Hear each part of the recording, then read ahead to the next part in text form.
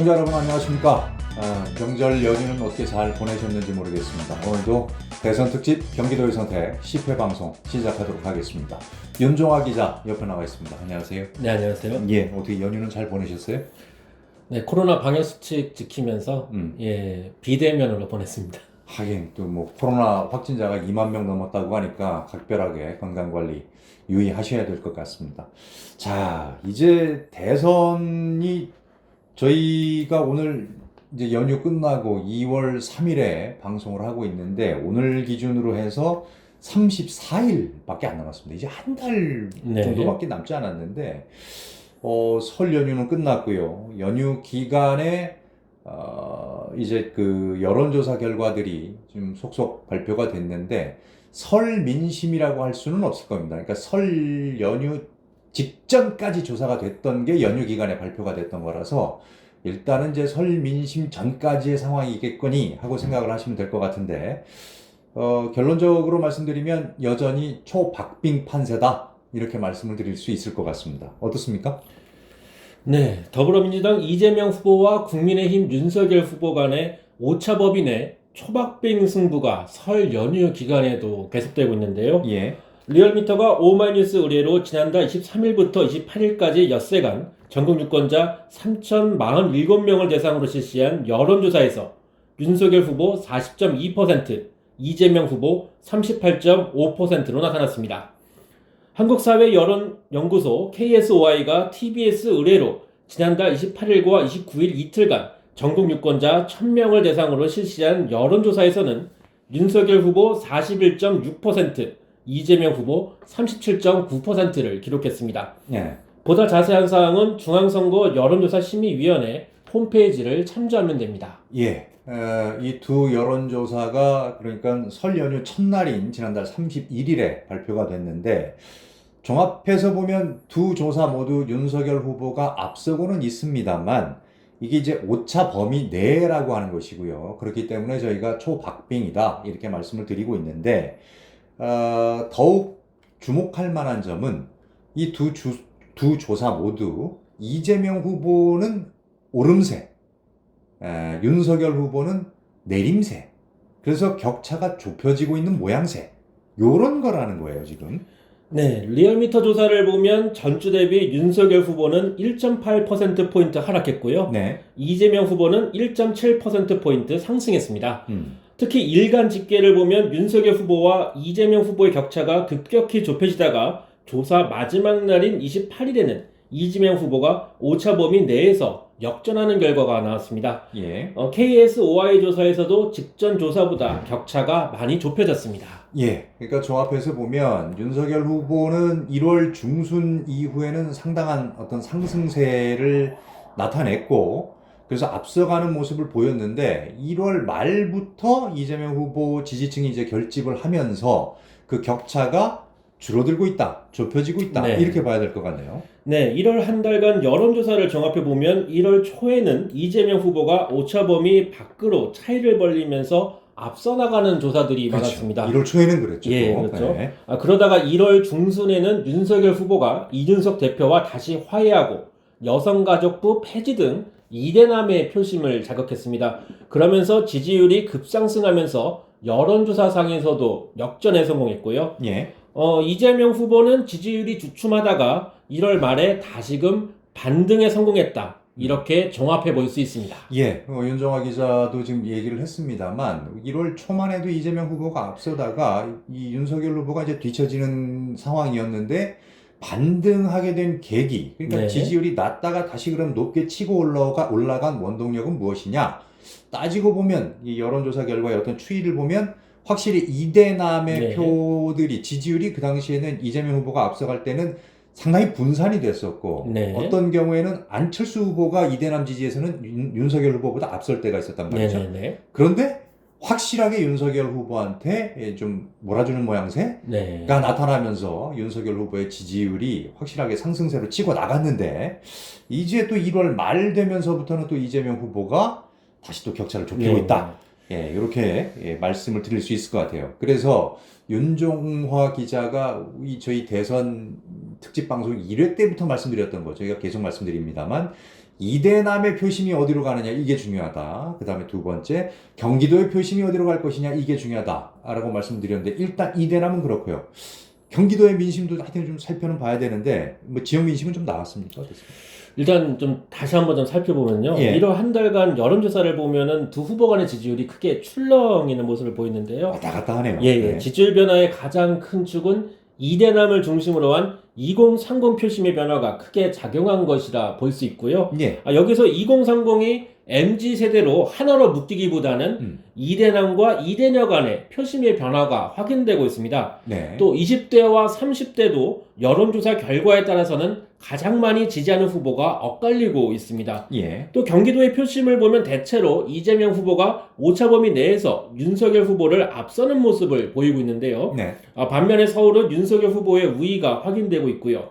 이렇게 2030 안에서도 분화되는 모습을 보이고 있고 서울에서 윤석열 후보가 우위를 보이는 가운데 이재명 후보는 경기도에서 견고한 지지세를 보이면서 현재의 박빙 판세가 형성되고 있다 이렇게 볼 수 있습니다.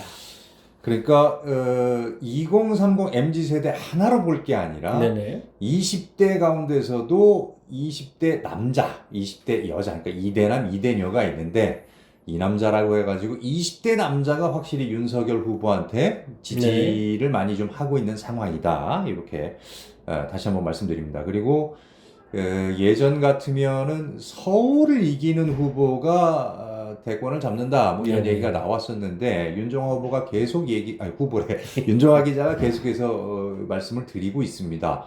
경기도 유권자만 서울보다 300만 명이 더 많다. 그렇기 때문에 경기도의 표심이 중요하다. 그러는데 경기도에서는 이재명 후보가 지금 앞서고 있기 때문에 서울의 열세를 좀 만회하는 상황이라고 지금 볼 수 있을 것 같아요. 그렇습니다. 예. 자, 이렇게 초박빙 승부 실제로 이제 개표를 하면 제가 오늘 윤종화 기자 얘기를 계속 많이 합니다만 윤종화 기자는 처음부터 끝까지 1% 내외의 초박빙 승부로 나타날 것이다. 지금 예측을 하고 있습니다. 그런 상황인데 오늘 TV 토론 있잖아요. 네네. 이게 큰 변수가 좀 될 수 있을까요? 네, 그렇죠. 현재 워낙 박빙 판세이기 때문에 네네. TV 토론이 또 결정적인 승부처가 될 수 있는데요. 예. 오늘 더불어민주당 이재명 후보와 국민의힘 윤석열 후보, 여기에 국민의당 안철수, 정의당 심상정 후보까지 포함하는 4자 토론이 예정되어 있습니다. 네. 오늘 밤 8시부터 10시까지 2시간 동안 방송 3사를 통해 생중계되는데요. 후보 간의 첫 TV 토론인 만큼 국민적 관심사를 끌고 있습니다. 근데 지난번 저희가 9회차 때도 좀 말씀을 드렸는데 이 토론 방송이 지지하는데 영향을 미치겠느냐라고 하는 조사도 있었어요. 네네. 근데 뭐 70% 가까이는 별 영향 없다. 네네. 이런 결과들이 좀 나왔는데 어떻게 그래도 좀 한 방을 노릴 수 있겠습니까? 어떻습니까? 그래도 현재 워낙 오차범위의 승부에서 TV 토론을 통해 또 지지 후보를 결정하겠다는 층도 네. 20% 이상의 또 유의미하게 잡히고 있기 때문에 네네. 중요하다고 볼 수 있는데요. 결국은 아직까지 지지하지 못한 네네. 무당층이라든지 예, 이런 부동층. 측에서 예. 그래요. 그래서 사실 TV 토론이라는 게 지지층 입장에서는 대체로 네. 자신이 지지하는 후보가 TV 토론을 더 잘했다 그러니까. 이렇게 평을 내놓는데요. 예. 그러니까 사실은 이 TV 토론이라는 게 지지층 결집을 노릴 수는 있어도 새로운 지지층을 얻기는 사실 쉽지 않은 게 사실입니다. 네. 하지만 이제 다만 실수를 조심해야 되죠. 네네네. 예. 그러니까 뭐 이런 말씀 드리면 그럼 토론은 뭐 하려고 하느냐? 어차피 바뀌지도 않을 거라고 생각을 한다면 그럼 보기는 뭘라고 보느냐? 이런 말씀을 하실 수도 있습니다만 아니 후보가 무슨 얘기 하는지는 좀 들어는 봐야 될 거 아니에요. 네네, 그렇죠. 네, 지난주부터 말씀을 드리고 있습니다. 특히나 우리가 좀 주목할 만한 것은 지난 2017년 대선 때도 안철수 후보가 네. 문재인 후보를 좀 공격을 하면서 좀 상승세를 보였었는데 TV 토론에서 네. 제가 어떻게 요 부분에서 성대모사를 좀 해야 되나? 네네. MB 아바타입니까? 뭐 이런 식으로 안 똑같아요? 이런 발언을 해가지고 그 뒤부터 역효과가 난 것 같거든요. 예. 네. 후에 이제 선거를 평가하면서 이제 그런 또 예. 해석들이 나오고 있는데요. 예. 현재도 지금 살얼음 승부이기 때문에 후보의 말 실수에 판세가 충분히 바뀔 수 있거든요. 네. 특히 이재명 후보나 윤석열 후보 모두 이제 리스크를 안고 있죠. 네네. 이재명 후보 입장에서는 대장동 리스크가 제일 크고요. 그렇죠. 윤석열 후보 입장에서는 부인 김건희 씨 리스크를 안고 있거든요. 네네네. 상대 후보가 분명히 이러한 리스크를 공격할 때 뭐 말실수를 하거나 또는 좀 흥분한 모습을 보인다면 네네. 분명 마이너스로 작용을 할 겁니다. 네. 그렇기 때문에 누가 능숙하게 리스크 관리를 하면서 토론을 이끌어 가느냐, 네네. 이 부분을 좀 지켜봐야 할 것 같습니다. 예, TV 토론 이후에 또 이 민심의 변화가 있을지는 다음 시간에, 오늘 저녁에 TV 토론이 있을 거기 때문에 다음 시간에 좀 살펴보도록 하겠고요. 이 단일화 문제가 사실은 이제 이재명 후보가 윤석열 후보를 좀 앞서는 상황에서는 급부상했었어요. 네네. 이렇게 되면 단일화되는 거 아니냐.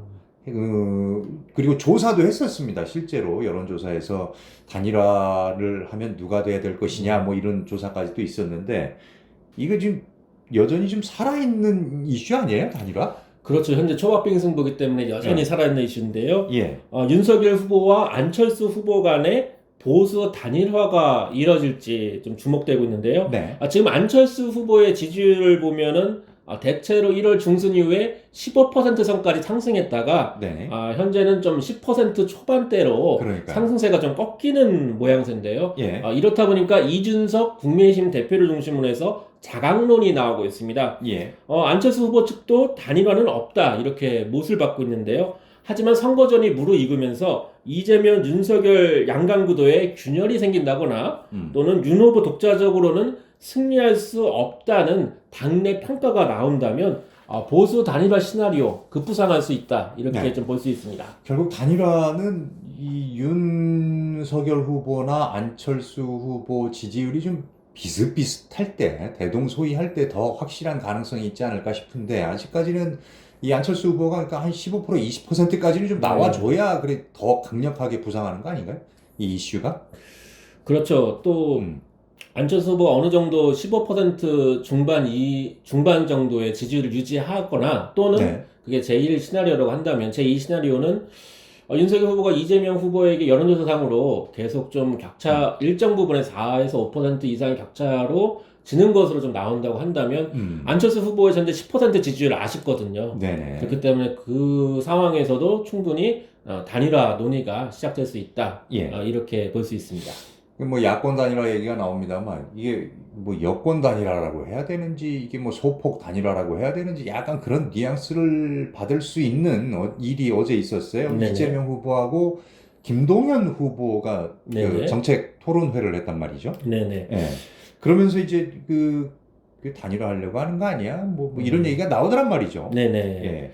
아직까지는 뭐 이것도 이제 시나리오 단계이긴 한데, 이재명 후보 측으로서는 이제 중도층 공략을 위해서 김동연 후보의 좀 도움이 필요하지 않겠느냐 하는 판단을 좀 할 수 있을 것 같습니다. 서로 지금 뭐 양측에서 좀 의중 파악을 하고 있는 것으로 보이는데, 이것도 좀 지켜봐야 될 것 같죠. 그렇죠. 현재 이재명 후보의 경우에도 지금 윤석열 후보와 여론조사상으로 봐도 굉장히 좀 속이 탈 수도 있습니다. 속이 탈 수도 있기 때문에 좀 법여권 파트너, 뭐 정의당 심상정 후보와의 단일화는 이미 2020년 총선을 기점으로 해서 좀 물 건너 갔다는 평가가 많고요.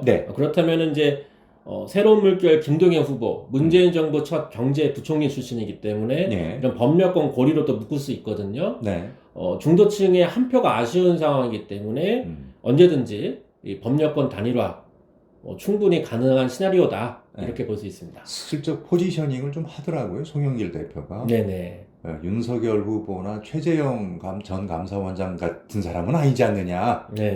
이런 식으로 좀 포지셔닝을 좀 하던데, 그것도 하여튼 지켜봐야 될 것 같고요. 뭐 그래서 그런지 종로에 이제 후보 민주당이 내지 않겠다라고 하니까 김동연 후보가 글로 나가고 뭐 이렇게 단일화하고 하는 거 아니냐, 뭐 이런 설왕설래가 있더라. 아직은 뭐 시나리오 단계이기 그러니까요. 때문에요. 설왕설래가 있더라까지 말씀을 드리겠습니다. 대선 특집 경기도의 선택 설 연휴 끝나고 처음 또 10회째 방송을 해봤는데요. 오늘은 이제 설 여론조사를 중심으로 해가지고 판세를 좀 점검해 봤고 초박빙 판세 속의 어떤 변수들을 살펴봤습니다. 다음 이 시간에도 뭐 결국은 또 초박빙 판세 점점 또 이렇게 되지 않겠어요? 네, 그렇죠. 아마 정말 그 97년 대선이나 2012년 대선처럼 네네. 정말 아주 미세한 차이의 승부가 현재도 이 추세대로라면 뭐 그런 초박빙, 살얼음 승부 펼쳐질 수밖에 없다. 네. 예, 이렇게 생각합니다. 지지하시는 분들 입장에서는 피 말리는 순간들. 네. 알겠습니다. 자, 새로운 999 계속됩니다. 저희는 또 다음 이 시간, 다음 주는 언제 뵙나요? 네, 다음 주 초에 네, 예, 초에. 뵙도록 하겠습니다. 알겠습니다. 자, 윤정아 기자 수고했습니다. 감사합니다.